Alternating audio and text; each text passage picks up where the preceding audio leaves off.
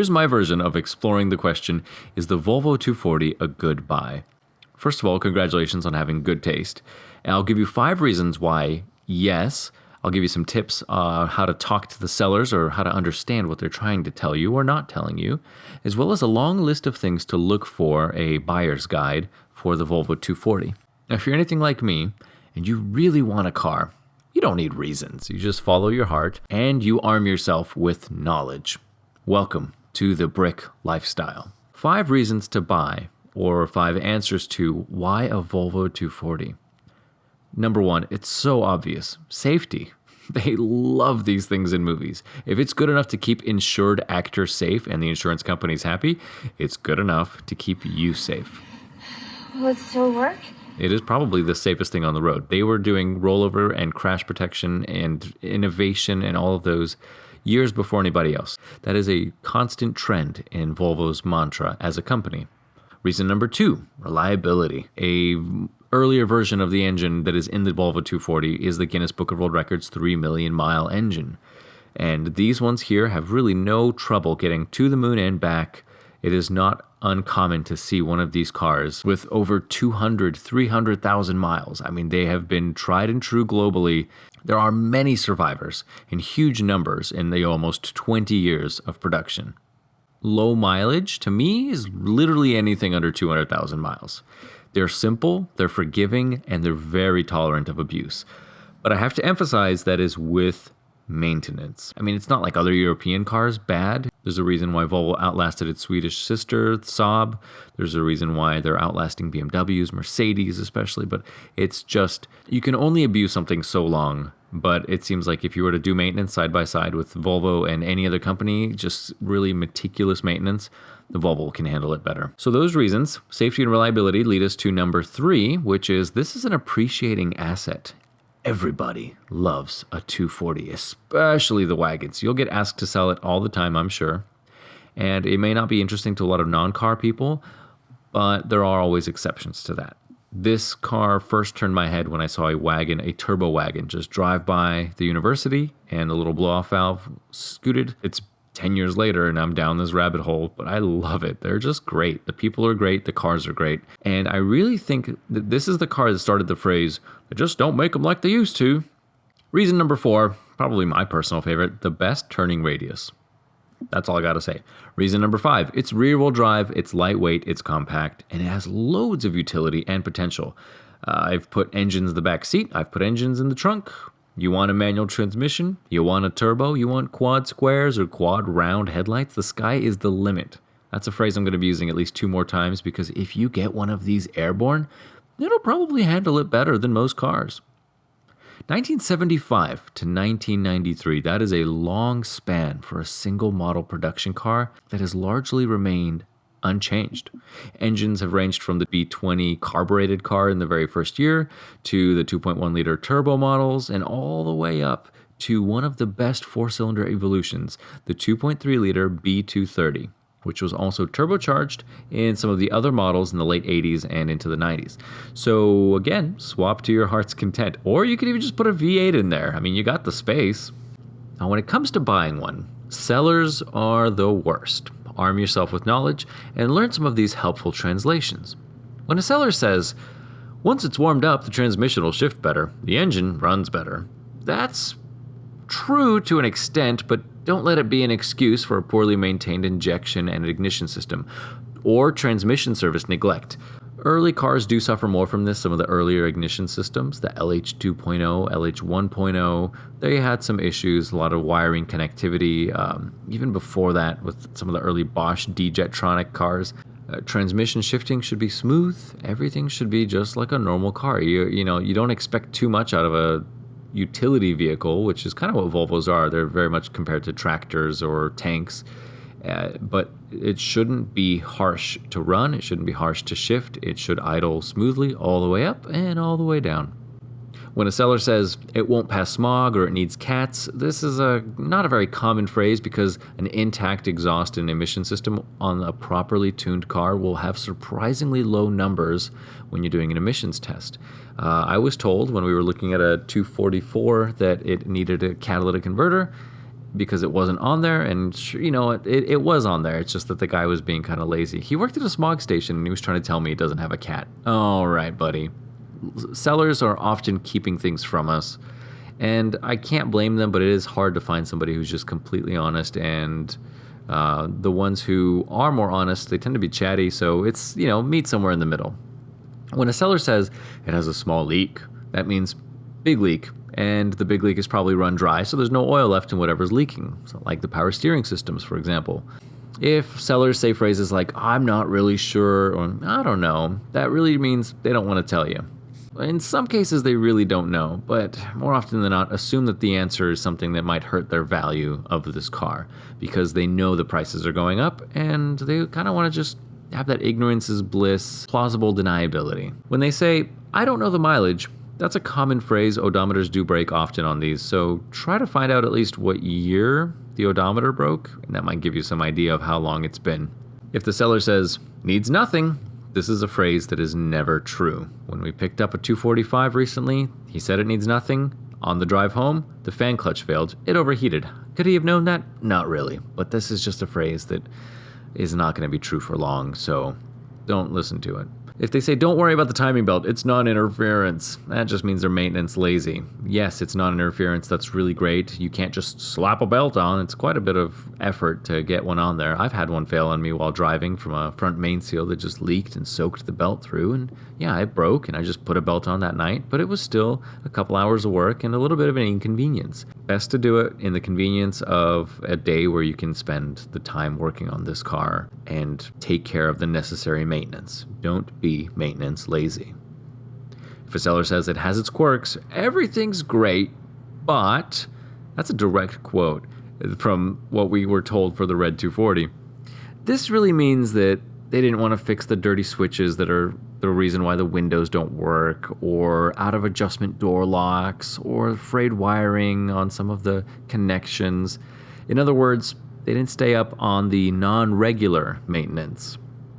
And of course, if a seller says it doesn't leak anything, it leaks. It'll leak. That's just normal. We're dealing with a car that's 28 years old at its youngest. It's gonna have leaks. Some things to look for, and we'll get more into this a little bit later in the video. Rust. I don't see a lot of this, not in my states where I've experienced cars in New Mexico and California, but do look around, see where the common rust spots would be around the wheel wells and things like that, the water drains, etc. Look for good shifting in the transmission. If you've got a manual, you're lucky, and actually there's quite a few manual cars out there, but you don't want a kick-down cable out of adjustment. You don't want the worn linkage on the shifter so that you have to put it in neutral to start the car because it won't go into park, things like that.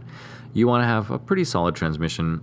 All of the other problems are easy fixes, but the more you can pinpoint, the more you can negotiate price. Door locks. Handles on these things break. It's the same door handle from 1970 all the way to 1993 on pretty much every model. They're very easy to replace, but the wiring also shorts on them, and you want to check just some of those basic little common failures. As far as wiring also goes, check your lights, all the sort of basic I'm shopping for a car things that you look at. You want to make sure your systems are working, your wipers, your headlights, your turn signals, brakes. The next one's one of the larger issues that I've experienced with these cars, and that is the cooling system. Two big items, maybe three. The fan clutch should work. The air conditioning fan should also work because those are both very important in keeping the car at temperature, especially with the air conditioner on. And the coolant overflow cap, which is essentially the radiator cap on these cars. The system all relies on that cap to maintain pressure, and you do want to check that it's holding up and you have pressure in your cooling system. The heater core is one of the bigger things. Make sure you have heat. If the heater core fails on these cars, it's not uncommon to see them just loop the hoses at the engine so you don't have heat, because it is a difficult job to replace the core. A lot of stuff in the dashboard has to come apart to get access to that heater core. Hopefully, with good maintenance and regular flushing of the cooling system, you don't have a failure of your heater core. Besides the usual checks, really just make sure things aren't missing or jury-rigged. These cars do not need improvisation. The original design for everything really makes sense and works well. Don't reinvent the wheel with a moose or you get kicked. My friend Sarah was in the market for a family car, and when you're a mechanic, you're a pretty good person to have around when second opinions are needed, so my Volvo obsession must have rubbed off on her. because after a few duds with looking at Chevys, she surprised me with wanting to see a 240. It was a total pile, and you can see that in the follow-up video called Shopping for a 240. I'm going to link that below. She followed that car up with a second 240 that was much nicer, and it reminded me just how cool these cars are, especially when you find the right one. We took it out for a drive, and she loved it. I mean, I've never seen this girl so excited, and we've been to Chick-fil-A a lot. For the rest of this video, here's the buyer's guide, the things to look for when shopping for a 240, the hands-on version. I ended up giving my seal of approval on this 92 red 245, and Sarah purchased it for her and her son. Not only is she thrilled with it, she also gets a lot of positive attention everywhere she goes with it. Car people and non-car people alike just love this thing. Really, to sum up this entire video, if you want a Volvo 240, congratulations. It's a car that will teach you a couple of things. It'll teach you to pay attention to noises that it makes, because things may change. I'm always going, what was that rumble? What was that new vibration? Was that the road? Was that the car? Because the more you know, the more you're prepared to deal with things, and the less sticky a situation could become. If you catch things further down the road, the repairs aren't so bad and they're not so inconvenient. So be vigilant and let the car be a teacher for you and a teacher of your capabilities. This is a car you will grow with, because it doesn't necessarily make a mechanic out of you, but it does make a responsible car owner out of you. You will learn maintenance, and you will learn that sometimes the secret to winning is not getting there the fastest or the flashiest, but getting there the safest. Volvo 240.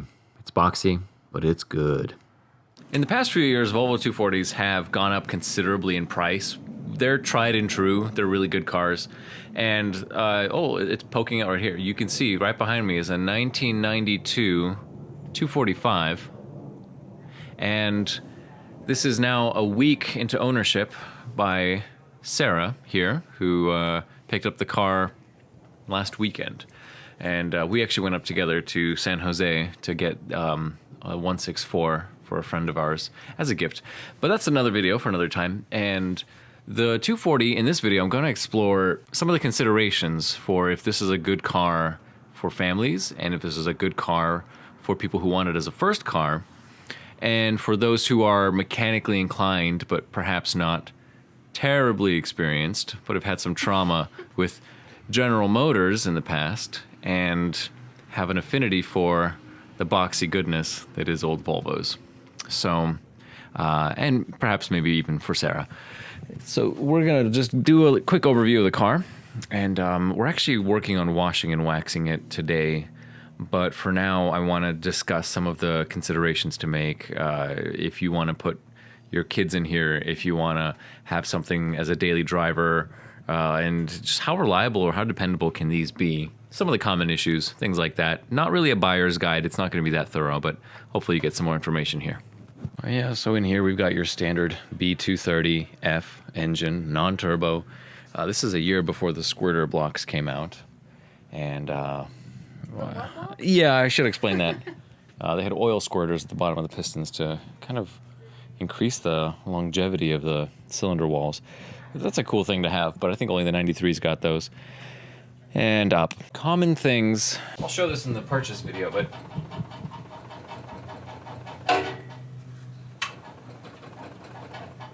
that's a little overdue for motor mounts.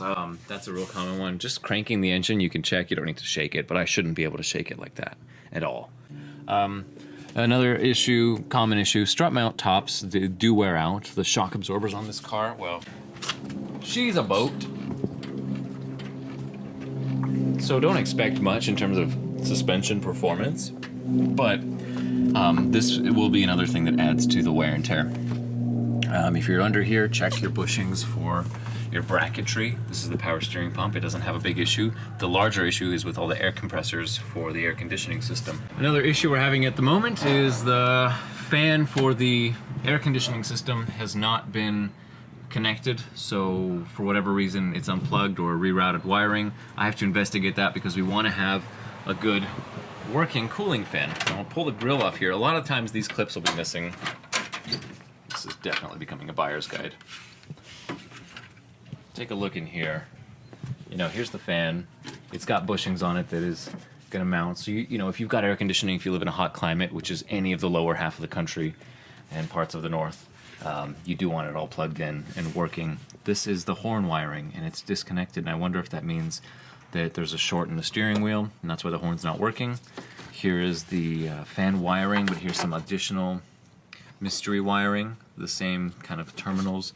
This might just have been hardwired at some point if the switches or the relays for the fan itself are not working. In terms of switches and relays, another common issue, and something that we discovered on this model pretty quickly, was electrical problems will plague you. But that's the point about this car, is that there's stuff in it that makes you learn, and if you learn, it can be a very rewarding experience, because Sarah will attest, everyone at her work loves it. Customers, employees, they write on the windows, they ask about it, it's fun. This car's a lot of charm and a lot of character, and the door works. That never works. All right, come on over, I'll show you the fuses. These always get kicked out. You know, it's right where your foot is, and it's amazing that this much of the panel is still left. It has been super glued and since broken again, but I think you can buy these again new, but it's kind of an extra cost. This has a pretty unusual black interior for the late model years. Most of them are going to be blue or tan, but that's the nice thing about this. Okay, so back to the fuses. This has these typical, you know, German style fuses, and one of the issues we had was the window stopped working suddenly. Turns out this fuse was just loose. When I wiggled it, they worked again. So wiggle all of them, make sure they have a good connection, and also you can also bend these terminals a little closer together to make a better connection. If it's a common fuse, or if there was a short in the system and they kept replacing them, it's not uncommon to see that the terminals have been bent out a little bit. Also, the backside here has the listing of every fuse. If you get a 240 before the year 1988, you will have LH 2.0, but more importantly, you're going to have wiring that degrades underneath the hood. So all the wiring before 1989 model year are going to have, or maybe even 88, it could have been somewhere in the middle there. There's a square connector here. If you can kind of show this in detail.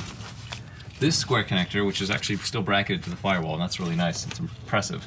This square connector will have bad wires crumbly on either side. It seems to be the biggest culprit in all of that. The other common ones would be like your windshield wiper or washer bottle wiring here. Also the turn signal wiring, which is this flat wide connector here. Now, it's a general statement, it's not a rule, that, you know, you could have degraded wiring for any of the other model years too. This is hissing too much. I have a feeling your cap is also bad, because there was no pressure in the system earlier, so it may be a good idea to get another cap. This pipe right here, this is your preheater pipe. This goes to the air box. It takes air from the manifold collector, not the exhaust gases, but just, you know, oxygen through the heat shield, and it breathes into the air box. There's a flap in there that sometimes gets stuck in the hot position, so the car will always have hot air to breathe. If you live in a warm climate, easy thing to do, remove it. More difficult thing to do is replace that, or just disconnect the valve so that it's always in the shut position, so you're not getting constantly hot air. This is an Oregon car, so in the winters you would want the preheater so you can get your engine up to temperature faster and then get your heater up to temp. There might be a blanket that's degrading. That's just insulation, sound deadening, not a big issue to see that kind of in various states of peeling. This one's remarkably complete, so I can point things out, which is kind of cool. There should be a number on this timing belt change sticker. It's faded out. Somebody may have just used a marker. That's not a good idea. Use a pen so you get indentations at least, so when the ink goes, you can still make out the numbers. The cable for the transmission, this is an automatic transmission. The later ones more commonly were automatics. It's a little too loose, so this thing shifts a little early. The drivability is impaired because you can't get back down into first gear with a loose kickdown like that. So we're gonna readjust that to spec. You wanna check your brake fluid. You wanna check your brake booster. This is a little check valve here. The hose could be brittle, could be broken. And then this car actually has OBD1 diagnostics. This is the one where you stick this into the ports. You push down and hold the button. It blinks at you. The number of blinks designates the code. And that can actually be a very useful tool when you're diagnosing running problems, or just to check a car. If you're looking at one for sale, put it in, I think it's number 3, number 6 or 5. Don't quote me on that. You can always check your system that way. Real easy to check for fluids, you know, oil and transmission. Check this at idle. That's just any time on your level.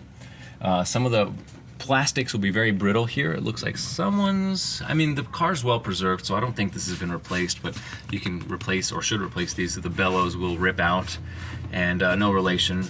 These hoses can break as well. You can get air leaks, so your idle circuit can be difficult. This is a cool little bonus thing. You don't see it on a lot, but it was available even in the 80s, the early 80s models, the cruise control. And allegedly it works. We haven't used it. I think that's the motor that controls it, and then I am not exactly sure how it all plumbs. The other ones had like an early diaphragm at the throttle body. This car uses LH 2.4, which is a very reliable ignition setup. You don't have as many issues with the Hall effect sensor at the distributor. The wires will break, and you can have like intermittent no starts on the early cars. We're talking anything pre-1988. So with 89 and up, they started LH 2.4. The earlier cars, 2.2, 2.0, a little more susceptible to having wiring problems right there at the distributor. Okay, so a lot of the stuff is pretty obvious stuff to check. And this car is right around 200,000 miles, but another big common issue is the odometer gear is not working. So that's something we're going to have to address in the near future so we can make sure we have an accurate reading of our gears. The battery cables can get corroded, more likely the negative side, so just inspect all of that. Here in the corner by the battery, this little Bosch unit is the, I think it's called the igniter or something like that. It's part of the ignition system, and it's available in stores. It's about $100, but sometimes a no start condition in a well-worn LH 2.4 car will be that. And in here is just some ducting I'm gonna reposition. Let's go underneath. Some really cool, clean things here for us, and I'm actually very happy about that. We do have a slight transmission leak that's super common on automatics. We're going to do an oil change in a few minutes, but you can check here. Look for oil in the front if the front main seal is leaking. Look for the condition of your bushings. These sway bar bushings look like they're a little well worn. Probably useful to replace right now. This did have a splash guard at one point, which would connect here. There's still the hardware for it, but it's plastic and those break off. You can get an IPD skid plate, which will protect the front here if you do have a lot of off-road driving conditions.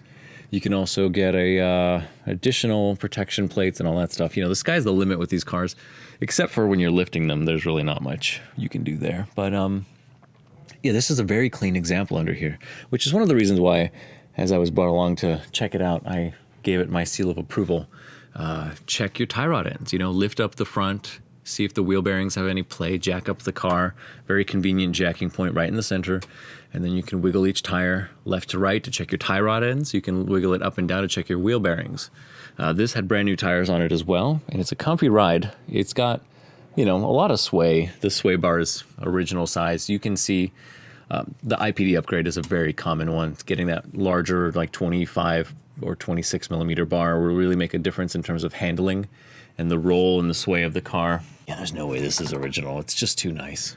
Yeah, there's the AW70 or the AW71. I think the 71 was the turbo cars. This is the Eisenwerner 70 overdrive transmission. And we do have a little rear sway bar there. Let's roll around to the backside. Oh, yes. Charcoal canister. Mission stuff could probably be deleted on a lot of these if you live in a state that's not as picky as California. So as you're looking under the car, some really common rust spots, of course, the rockers. Oftentimes what happens is the paint, the undercoating, especially on the older models, is so dense that it preserves the underside of the car, but water from the inside that gets in through the window leaking or the windshield, that will rust the floors from the inside out. So the 240s they're not as thick as like the 164 models back there. And you can see there's an oxygen sensor right there in front of the catalytic converter. Mufflers on these always tend to kind of rot out and leak, especially toward the rear. You've got a resonator here and then the muffler in the back. We'll inspect that in a minute. But just look under here for any anomaly. Sometimes people will jack the car incorrectly. This is just a plug for the body. Don't jack it through that, but if they have, it'll break that plug. Usually people figure out because it starts making those crunchy sounds and the car doesn't go anywhere and the jack keeps climbing, so they stop. You know, aside from the mud flaps being tucked in right there, the underside's very clean. There's no obvious rust, you know, in places where it will go. Here's a drain at the bottom of the door on this side. There's one on the other end. Those are... They can get stuck up with leaves if the scrapers have worn out on the glass. So just check all that stuff. And there are some drains here in the body as well. You see this guy here. Just follow this rail along. There's the other one up front. So that drains, I think, the cowl up front. And some of the other things. The rain gutters. Okay, that drain here. So you got 4 drains on each side. All stuff you want to make sure is not rusted or leaking. Fuel pumps. There are 2 fuel pumps. This is the high volume, low pressure, I think, or this is the low volume, high pressure pump. And then the one in the tank is called the lift pump, which should be the high volume, low pressure, something like that. But those are common issues. There's also a fuel filter in here that should be changed regularly. And look at that. There's a Schrader valve that someone's added, or maybe it came in this model year to help relieve the oil, the fuel pressure. Grab that drive shaft, give it a wiggle, make sure your U-joints are good. Wow, everything's nice and tight. There's no slop. And really the only slop I do feel a little bit of is those worn motor mounts. This has a green line here. That's really cool. The drive shaft center carrier has a rubber donut on it. Those are really common to break over time. So check that. Make sure your bearing is supported. Anything after 1986 has these plastic panels here on the doors, so they do fall off. You can see someone's added a screw to that one just to keep it in place. The glue comes off with enough time in the sun. Let's look. A little bit of rotting here on the muffler. There's the rear sway bar. There's the rear differential cover. Everything's just really nice on this one. It still has the rear diffuser plastic and a good solid straight pipe coming out. Now from here, glove box. Oh yeah, real quick. It's hinged at the bottom, and this one's rough. Yeah, the vanity mirror is inside. I'm not gonna open it because it could be a little two-handed operation to get it back in, but sometimes plastic panels or the fiber panel here is removed and you're just kind of left without stuff. This one here, unfortunately, has a pretty chewed up ignition, but it still works. We don't have horns. We're going to try to diagnose that today, but we do have an airbag. 1989 and up gets the airbags. On the left side are some controls there for cruise control, which we're told does work. A really common issue. The clips here on the sun visors, you see the left one's still intact, but the right one is broken. Chances are they just swapped the 2 sides because the driver is the one who's going to be using it the most. Often accessories can be here. Some models have the radio at the bottom. Some have it up top. The later years are typically up top. The wiring harness, I think, spans the length of it. There are relays in here for the door locks, the power windows, and all that stuff. Heated seats will have the controls here, I think, or some years have power mirrors here.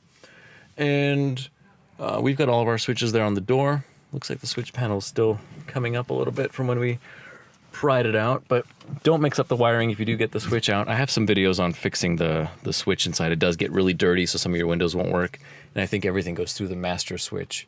So if your driver master switch isn't working, don't expect any of the other door switches to work. And the door locks, the wiring gets brittle inside on a lot of these, so you will have weird locks that sometimes just jump around, or you hear the relay clicking on and off too many times because it's just loose wiring inside. Very brittle. This one seems pretty lucky. There's an adjustment issue with us, however, so you have to use the key to open the door. That's something worth investigating, but don't be too alarmed. Oh yeah, the condition of the interior, the seats are going to be rough over time. Over time, these will get, you know, pretty ripped up. These are not leather. These are vinyl, black vinyl seats. And yeah, you can see just how that ages, especially in a car that's parked outside. As far as body damage goes, this is a pretty good example, but there's like 1 dent right here on the roof. 2 dents. 3 to 4, half a dozen dents or so exist on this car. This is the most common style of wheel. This is just your steel wheel with the 195/75 R14s. There's a small variation in tire sizes, but you do want to make sure all your tires are the same size. Here's some clips for the fender liner that haven't been popped back into place. The struts, the guy said they were good, but honestly, with the amount of oil around that spring, I doubt it. Those shock absorbers going to get replaced. They're just tube inserts. So I know this is a lot of information for non-technically car people, but it's all to say that these are really good cars for the few issues that you have electrically, as I mentioned, or the, overheating the cooling system. Just make sure everything's up to spec. That doesn't sound so bad, but it could often become an expensive repair bill. Certain things like trailing arm bushings for the rear axle, they can wear out on high mileage cars. You can get a lot of play or a lot of clunking in the back. They're a really pain in the butt to replace. You'll notice a big difference there. Another common thing is the wiring that runs through the hinges will be broken. So you may or may not have your third brake light working. Looks like one of these is out. The bulb sockets in these taillights, they can get real brittle, they can break, they can get lost, any number of things. You can still get the lights new. That's not a problem. And then, of course, the trim on the front is missing, but we still have the back. So that's kind of what it's supposed to look like up there. Locking gas caps are an option. They give you a little spill catcher with a drain tube. That's nice. You can put your gas cap here. Since this is in the days of unleaded fuel, I think you can get away with 86 or 87 octane. I just run premium and everything. I kind of like the cleaner burning stuff. It's, $2-3 per tank more, but to me, it's worth it to protect the investment that is a car. Now, here's the part where we talk money. This car, you can get a $500 240 everywhere, but they're going to be rough. They're going to be really rough. And it's a good project if you want to have some fun with it. But if you're looking for a car that is in this condition, look to pay what we did, which is $3,800. That's Los Angeles prices. There's an 80,000 mile 240 that is up for 10 grand right now. Of course, you can ask anything you want for a car. It doesn't mean you're going to get the price for it, but that's all to say that these are an appreciating asset. This is a car that, if kept in good original condition, and this one is, keep up with your maintenance, things like our motor mounts right now, our cooling system, timing belt, it's only going to go up in price. They're very well built. They're very robust. And bonus points for my favorite. Actually, there's no cracks in the dash here either. That's really cool.